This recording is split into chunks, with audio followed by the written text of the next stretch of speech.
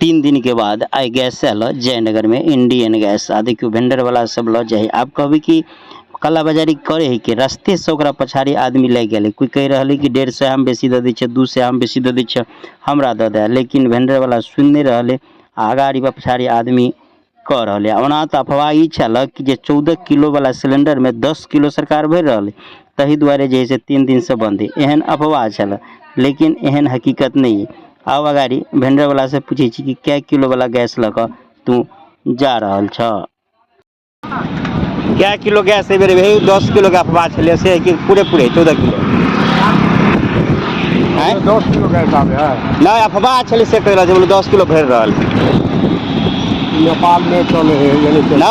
अफवाह छे कि बेर जब बंद है ना 3 दिन से पहले 10 किलो वाला एठाम देखियो पुलिस प्रशासन के हाथ से गैस बटा रहा है।